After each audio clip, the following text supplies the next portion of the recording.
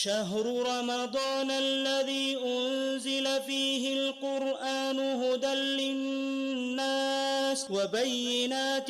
من الهدى والفرقان اعوذ باللہ من الشیطان الرجیم بسم اللہ الرحمن الرحیم۔ سورہ ابراہیم میں اس سے پہلے ہم نے پڑھا کہ جو کفار ہیں ان کے دو گروہ ہیں، بعض ان میں سے جو لیڈرز ہیں اور بعض جو ہیں دوسرے لوگ ان کو فالو کرتے ہیں، اور آخرت میں ان کا جو مکالمہ ہے وہ بھی نقل ہوا کہ وہاں سب جو ہے نا آپس میں ایک دوسرے پر الزام دھریں گے۔ تو اب آگے جو مضمون بیان ہو رہا ہے تو یہ اصل میں بتایا جا رہا ہے کہ وہ جو قریش ہیں جن کو دعوت دی جا رہی ہے، مشرکین مکہ، انہوں نے اصل میں اپنی قوم کے ساتھ کیا معاملہ کر ڈالا ہے۔ چنانچہ فرمایا ہے جی الم تری الی الذین بدلوا نعمت اللہ کفرا،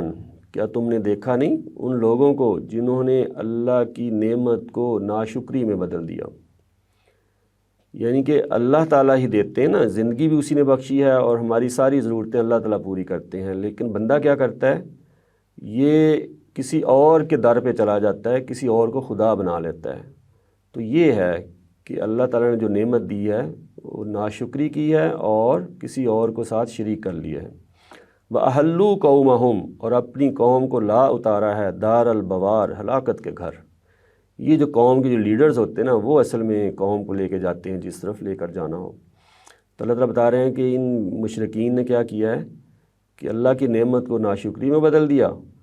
اور قوم کو ہلاکت کے گھر پہنچا دیا۔ وہ ہلاکت کا گھر کیا ہے؟ جہنم، یعنی جہنم میں پہنچا دیا ہے۔ یصلونھا، وہ اس میں داخل ہوں گے، وبئس القرار، اور وہ کیا ہی برا ٹھکانہ ہے کہ اس دنیا میں تو سزا ملنی ہے، وہ تو ملنی ہے، تو اس کے بعد فوراً وہ دوزخ میں ڈال دیے جائیں گے ہمیشہ کی زندگی۔ تو یہ قوم کے لیڈرز نے قوم کے ساتھ یہ کیا ہے، اور جرم کیا ہے؟ ناشکری، کہ جو جس کا حق ہے اس کو دینے کی بجائے کسی اور کو دے دیا وہ۔ وَجَعَلُوا لِلَّهِ أَنْدَادًا، یہ یہاں کھول بھی دیا کہ انہوں نے اللہ کے شریک ٹھہرائے ہیں، ہمسر، انداد، کہ بھی کوئی اور بھی اللہ جیسی صفات رکھنے والے معبود ہیں اللہ کے مقابلے میں۔ لِيُضِلُّوا عَنْ سَبِيلِهِ، تاکہ اس کے راستے سے بھٹکا دیں۔ یہ سورہ کے شروع میں بھی بیان ہوا تھا کہ یہ اللہ کے راستے سے اس میں کجی ڈھونڈ رہے ہیں اور اس سے لوگوں کو بھگا رہے ہیں۔ گویا کہ جب کوئی آدمی خدا کے مقابلے پر کسی کو اپنا معبود بناتا ہے، رب بناتا ہے، تو وہ اللہ کے راستے سے خود بھی بھٹک رہا ہوتا ہے، دوسروں کو بھٹکانے کا باعث بھی بن رہا ہوتا ہے۔ قُلْ تَمَتَّعُوا، ان سے کہو مزے کر لو، فَإِنَّ مَصِيرَكُمْ إِلَى النَّارِ، تمہارا ٹھکانہ دوزخ کی طرف ہے۔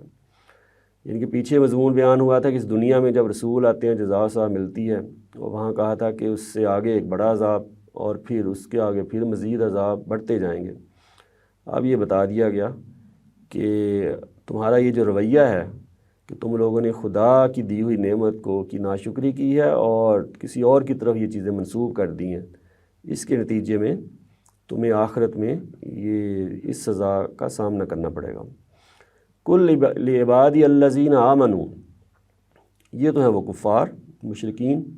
اب کہا گیا ہے کہ جو میرے بندے ایمان لائے ہیں ان سے کہہ دیجئے یقیموا الصلاۃ، وہ نماز کا اہتمام رکھیں، وَيُنْفِقُوا مِمَّا رَزَقْنَاهُمْ، اور خرچ کریں اس میں سے جو ہم نے ان کو عطا فرمایا ہے، سرًا وعلانیہ،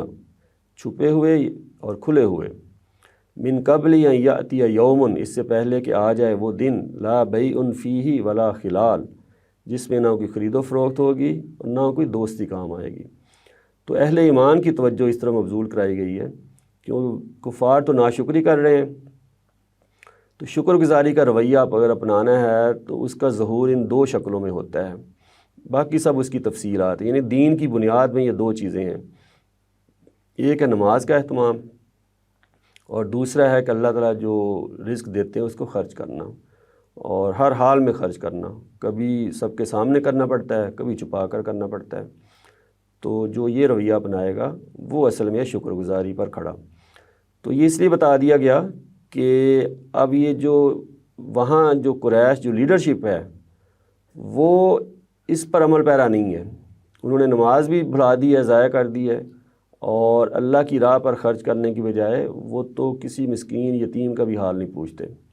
تو یہ مسلمانوں سے کہا جا رہا ہے کہ تم لوگوں نے ان چیزوں کا اہتمام کرنا ہے،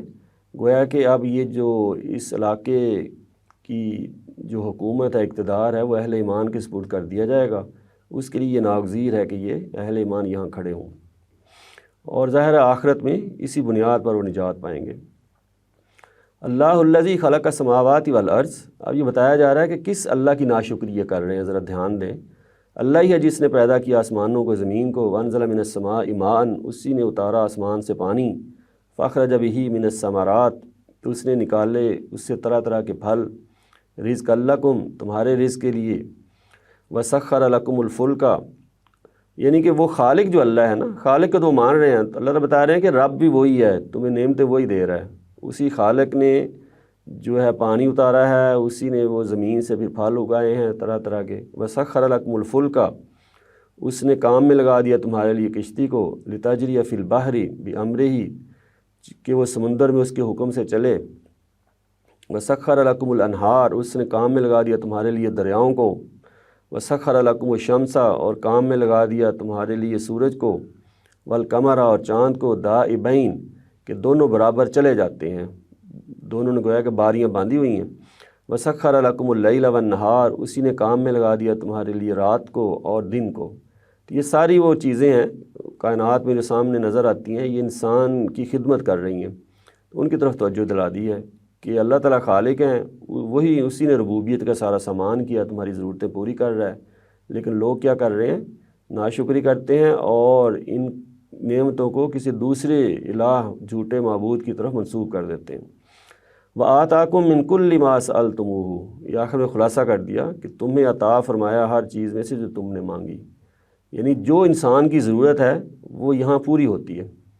تو یہ اللہ تعالیٰ نے اہتمام کیا ہے جو کہ خالق بھی ہے۔ وَإِن تَعُدُّوا نِعْمَتَ اللَّهِ، اگر تم اللہ کی نعمتوں کو گننا چاہو، لَا تُحْصُوهَا، تو تم انہیں گن نہیں سکتے۔ إِنَّ الْإِنسَانَ لَظَلُومٌ كَفَّارٌ، لیکن اس کے باوجود حقیقت کیا ہے کہ انسان بڑا ہی بے انصاف ہے، بڑا ناشکر ہے۔ بڑا ہی بے انصاف کیوں ہے؟ جو جس کا حق بنتا ہے اس کو دینے کی بجائے جھوٹے معبود جو گھڑ لیے ہیں اور ان کی طرف یہ چیزیں منسوب کر دی ہیں کہ کوئی ہمیں اولاد دیتا ہے، کوئی ہمیں رزق دیتا ہے، کوئی ہماری فلاں مشکل حل کرتا ہے۔ اور یہ ایسا جو رویہ ہے یہ اصل میں کفار کا رویہ، یعنی ناشکرہ ہونا ہے۔ تو یہ ہے جو ناشکری ہے نا، یہ اصل میں کفر کی بنیاد ہوتی ہے۔ اس کے نتیجے میں جو آدمی پہلے اللہ نے جو نعمت دی ہے اس کی قدر نہیں کرے گا، تو ناشکری کرے گا، تو اس کو اللہ تعالیٰ پھر ایمان کی نعمت ہے اس کی بھی پھر توفیق نہیں دیتے، اور اگر شکر گزاری کا رویہ ہوگا تو اس کے نتیجے میں اللہ تعالیٰ ایمان کی توفیق بخشتے ہیں۔ تو یہ بتا دیا گیا کہ یہ لوگ اصل میں کیا کر رہے ہیں کہ انہوں نے، یہ جو لیڈرز ہیں قریش خاص طور پر،